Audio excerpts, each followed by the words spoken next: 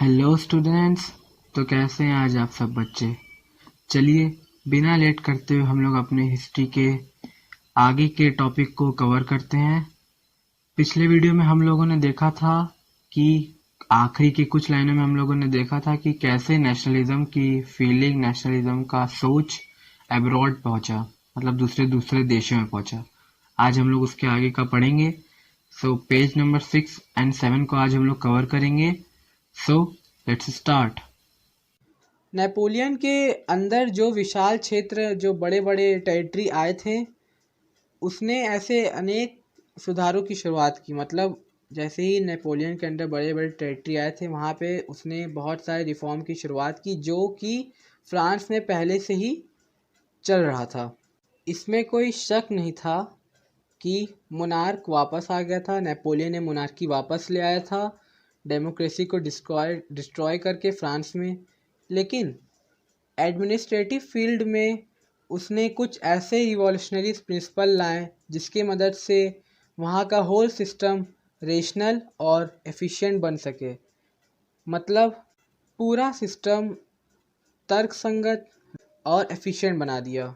The civil code of 1804, civil code 1804 का, जिसको Napoleonic code से भी जाना जाता था, इसमें उन सारे प्रिविलेज को हटा दिया गया था जो बेस्ड ऑन बर्थ हैं। वो सारे सुख सुविधाएं जो बर्थ से ही बच्चों को मिलना शुरू हो जाता था। इस्टेब्लिश्ड इक्वालिटी, उसने इक्वालिटी को इस्टेब्लिश किया before the law and security the right to property. उसने इक्वालिटी को इस्टेब्लिश किया बिफोर लॉ के सामने, और सबको ये सिक्योर, मतलब राइट दिया कि वो अपने प्रॉपर्टी को सिक्योर कर सकता है।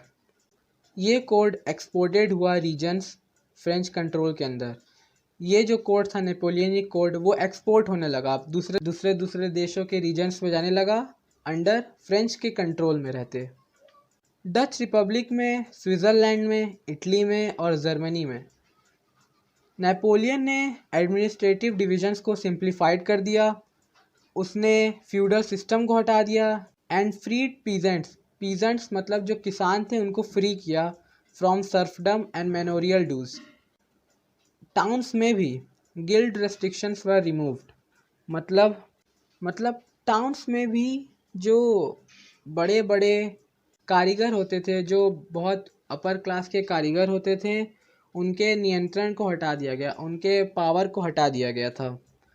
Transport and communication systems were improved. वहाँ के ट्रांसपोर्ट और कम्युनिकेशन सिस्टम को इम्प्रूव किया गया। किसान, आर्टिसंस, वर्कर्स और बड़े बड़े बिजनेसमैन इस नए तरीके के फ्रीडम को एंजॉय कर रहे थे। अभी मैंने ये जो नेपोलियन वाला पढ़ाया है, इसको तो आप लोग अच्छे से लर्न करके जाइए, क्योंकि ये एग्जाम में इसके आने के चांसेस 100% से भी ज़्यादा होते हैं। बिजनेसमैन, स्मॉल स्केल प्रोड्यूसर, जो गुड के प्रोड्यूसर होते हैं, छोटे वाले स्मॉल स्केल्स वाले, उन लोग को अब धीरे धीरे ये रियलाइज होने लगा कि ये जो uniform laws, standardise weights and measures को अडॉप्ट किया गया है and a common national currency, ये सब जो चीज़ें अडॉप्ट की गई हैं वो उनकी हेल्प करेगी मूवमेंट में, एक्सचेंज ऑफ गुड, सामान ले जाने और ले आने में, पैसों में मदद करेगी, क्योंकि अब पूरे कंट्री में एक जैसा करेंसी चल रहा था, तो अब एक रीजन से दूसरे रीजन पैसा ले जाने में कोई दिक्कत नहीं होगा। क्योंकि पहले क्या होता था, एक रीजन में कोई और करेंसी चल रहा है, दूसरे रीजन में कोई और करेंसी चल रहा है। सो अब ये सब प्रॉब्लम खत्म हो गई हैं। सो अब आगे बढ़ते हैं। हाउएवर, हालांकि जिस इलाके को जीता गया था, फ्रेंच ने जिन जिन इलाकों को जीता था, वहाँ के लोकल पॉपुलेशन का रिएक्शन अब फ्रेंच रूल से बहुत ज़्यादा मिलजुल हो गया था, मिक्स हो चुका था। मतलब वो लोग घुल मिल के अब रहते थे। इनिशियली शुरुआत में बहुत से प्लेसेस जैसे कि Holland, Switzerland, as well as in certain Brussels के कुछ cities, Mainz, Milan and Warsaw में, ये सब जगह में फ्रेंच आर्मीज को as a harbingers of liberty के एज रूप में वेलकम किया जाता था। हार्बिंगर्स ऑफ लिबर्टी मतलब हार्बिंगर्स को आप कह सकते हैं एज अ गिफ्ट। मतलब फ्रेंच आर्मी स्वतंत्रता का हम लोग को तोहफा देते हैं, गिफ्ट देते हैं। उन लोग को वहाँ ऐसे वेलकम होता था। लेकिन जल्द ही ये इनिशियल एंथुसियाज्म, मतलब कह सकते हैं आप शुरुआत में जो खुशी रहती है वो जल्द ही दुश्मनी में बदल गया।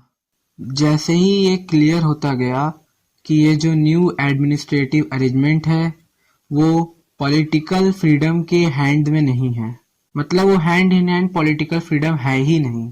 टैक्स बढ़ गया, सेंसरशिप आ गया, फ्रेंच के आर्मीज में जबरदस्ती लोगों को घुसाने लगे, मतलब सेना में जबरदस्ती उनका भर्ती होने लगा, यूरोप के बाकी के पार्ट को कब्जा करने के लिए, हथियाने के लिए।